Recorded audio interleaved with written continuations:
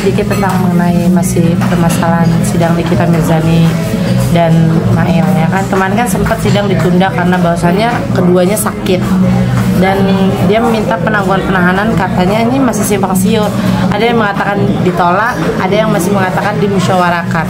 Mungkin kalau untuk menjelang akhir persidangan seperti ini, Bang, apakah Niki itu mengajukan penangguhan penahanan bisa di-approve atau seperti apa sih, Bang? Mungkin? Ya, kalau penangguhan penahanan itu kan kalau dalam proses dia sebagai terdakwa, ini kan ada dua permohonannya yang mempunyai hak untuk bisa ditangguhkan. Kepada siapa? Kepada JPU dan kepada hakim. Itu diatur di dalam pasal 31, ya kan?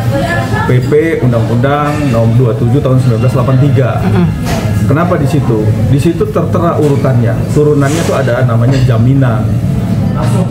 Kalau orang ditangguhkan, maka harus ada jaminan. Itu diatur di dalam pasal 35 dan pasal 36. Ya, dalam PP 27 tahun PP 27 tahun 1983. Kenapa ada jaminan? Kenapa? Biar dia tidak melarikan diri, biar dia tidak mengulangi perbuatannya lagi. Ya, yang terutama bagaimana hal tersebut bisa diakomodir oleh JPU dan hakim, majelis hakim. Kalau kita lihat pasalnya Nikita Mirzani kan ini pasal di atas 5 tahun penjara toh. Kalau 5 tahun penjara saya rasa agak sulit. Yang pertama karena tidak ada urgensinya untuk bisa melakukan penangguhan penahanan atau tahanan kota kalau di proses masih dalam proses persidangan, karena yang namanya nanti jadi satu potret ya, kalau kok bisa ditangguhkan, kenapa ditangguhkannya, dasarnya apa, harus jelas juga, kecuali dia sakit parah dan memang benar-benar tidak dari dokter menyatakan harus dirawat, ini tidak bisa sidang. Dan harus ada aturan-aturan yang bisa mengakomodir yang namanya penangguhan penahanan. Oke, Bang, ini kan sebetulnya sah-sah aja sih ya untuk mengajukan penangguhan penahanan. Walaupun ini udah dibilang sih udah mau ending dari sebuah persidangan. Ada nggak, Bang, sebuah case yang memang dimana pada akhirnya itu bisa dikabulkan, Bang? Karena kalau mengingat kenapa nggak dari awal waktu masih di Polda atau P21 segala macamnya gitu, Bang? Ada nggak case ini dan dikabulkan pada akhirnya?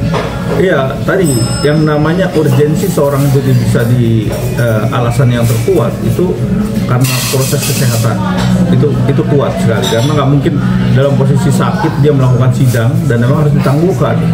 Nah, sidang itu harus ditangguhkan. Yang kedua, mungkin ini yang jadi poin penting, ini adalah umur. Kalau orang umurnya di lansia, itu biasanya ada pengecualian di dalam proses hukum pidana. Itu biasanya hakim melihat nih secara objektif bahwa nih syarat-syarat subjektifnya tidak bisa dilakukan penahanan.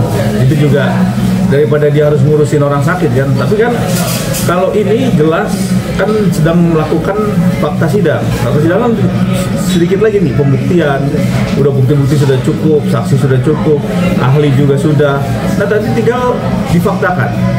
Kalau memang difaktakan tentunya masuk tidak unsurnya. Kalau masuk ya tandanya pasal utama yang disangkakan itu menjadi satu poin untuk bisa merujuk kepada tuntutan. Akhirnya seperti itu. Oke, Bang, kan hakim sempat bilang kalau kayak gini dibikin seminggu 2 kali aja deh. Dan pihak Niki kan berharap memang habis ya, Bang, masanya ya.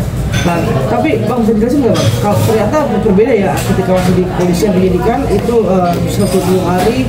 Nah, kalau di pengadilan itu di pasal 26, 27, 28 itu bisa 400 hari, betul kok seperti itu, Bang? Maksudnya gimana? Ya, jadi gini, sampai 400 hari sebetulnya batas penahanan ya, masuk pengadilan ya, masuk penahanan. Betul kan seperti itu, Bang? Ya, karena kan sudah terpenuhi. Artinya kemarin tuh batas penahanan sampai 120 hari itu sudah terpenuhi. Bahkan masih ada 30 hari lagi sebenarnya. Jadi 150 hari. Karena yang namanya TPPU itu sampai 120 hari plus 30 hari. Itu aturannya. Jadi yang namanya 150 hari sudah terpenuhi. Nah, waktu sidang ya sudah terpenuhi masuk ke dalam ranah sidang sampai dengan proses hukumnya, dan hakim bisa menambahkan itu sampai dengan proses selesai seperti itu. Apalagi pembuktian undang-undang TPPU itu kan udah ngebongkar namanya uang itu alirannya kemana aja, siapa yang menerima, siapa yang ngumpetin, siapa yang bagaimana itu nanti tentunya terlihat di sini kan. Oke, berarti gini Bang, berarti kalau ketika sudah masuk ke dalam sebuah persidangan sudah tidak lagi ada batasan dalam artian yang 150 orang itu selesai ya, berarti hanya tetap mengikuti sampai kapanpun sidang itu selesai, sampai tahap nanti akhirnya pledoi, duduk replik segala macam putusan, seperti itu Bang? Betul, jadi yang namanya di kepolisian kalau tidak dilimpahkan maka harus dibebaskan. Itu kan poinnya. Kalau sudah dilimpahkan P21 maka menjadi ranah pengadilan negeri. Jadi pengadilan negeri berhak nih sampai sidang berapa lama dia berhak. Misalnya sebulan, 2 bulan, 3 bulan, sampai menurut hakim ini belum pasti untuk dijadikan fakta terhadap kasusnya NN, dia harus lagi minta butuh lagi untuk pembuktian, nggak sih boleh-boleh aja, karena menguak suatu peristiwa kejadian yang harusnya dibuktikan ternyata masih ada yang kurang materialnya, ataupun ada lagi yang kurang saksinya, atau juga ahli, ataupun banyak hal-hal yang menyangkut mengenai proses pidananya NN. Tentunya hakim juga punya hak untuk bisa memberikan perpanjangan waktu lagi untuk sidang. Itu haknya seorang hakim ya. Bisa. Tapi berarti intinya kalau banyak yang belum terjadi ya Bang dengan kasus di atas ancaman 5 tahun ini, penangguhan penahanan ini diterima. Kan ini mungkin Niki alasannya dengan anak, tidak bertemu selama 7 bulan dengan anak. Mungkin salah satu alasannya dia itu. Apakah bisa dipertimbangkan juga nggak sih Bang oleh hakim? Jadi yang namanya majelis hakim itu harus bertindak atas nama hakim dan atas nama proses fakta sidang. Dan jelas di sini hakim ini nggak boleh berat sebelah.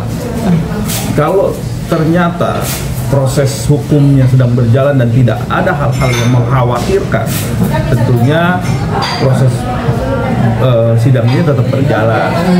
Tapi kalau tiba-tiba hakim itu memberikan privilege atau tiba-tiba langsung ditangguhkan, ini kan ada apa sebenarnya kan? Apa sih syarat-syaratnya yang bisa dikatakan bahwa ini bisa ditangguhkan kan gitu? Jadi harus ada syarat yang benar-benar kompeten, harus ada syarat-syarat yang bisa dipertanggungjawabkan, sehingga hakim ini bertindak atas nama hakim ini tadi tidak disalahkan, karena ini kan masyarakat viral ya, dan sampai nanti ini menjadikan contoh kan, oh ini bisa ditangguhkan, ternyata ini juga punya anak tersangka, kok nggak ditangguhkan gitu kan. Nah ini jadi poinnya kan ini jadi contoh gitu loh.